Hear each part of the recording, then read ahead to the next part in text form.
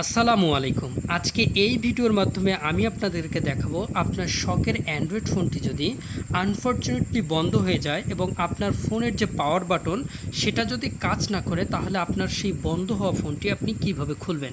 তো এটা করার জন্য প্রথমে আপনাকে চার্জার লাগবে। এই চার্জারটা আপনার ইলেকট্রিক লাইনে কানেক্ট করে দেবেন। তারপরে আপনার মোবাইলে দেখবেন ভলিউম আপ এবং ভলিউম ডাউন দুইটা বাটন আছে। এই বাটনের মধ্যে আপনি ভলিউম আপ যে বাটনটা সেটা প্রেস করে ধরে রাখবেন এবং আপনার যে চার্জারটা সেই চার্জারটা লাগাবেন।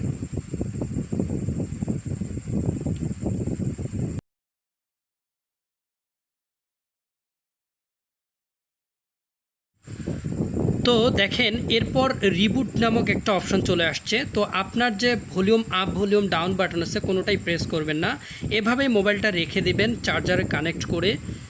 এরপর রিবুট টু সিস্টেম নামক একটা অপশন আসবে। তো দেখেন আপনার চার্জার অনেকক্ষণ ধরে কানেক্ট করা ছিল, তারপর চার্জার কানেক্ট থাকার পর অটোমেটিক এখানে একটা নতুন জিনিস চলে আসছে, সেটা হচ্ছে রিবুট টু সিস্টেম নামক একটা অপশন চলে এসেছে। রিবুট টু সিস্টেম থাকার পর অটোমেটিক এটা রিবুট হয়ে যাবে।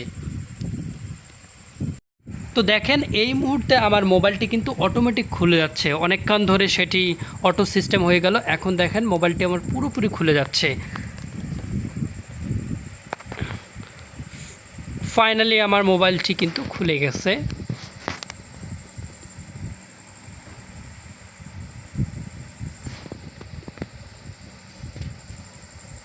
এই তো আমার মোবাইলটি খুলে গেছে। Thank you guys for watching this video.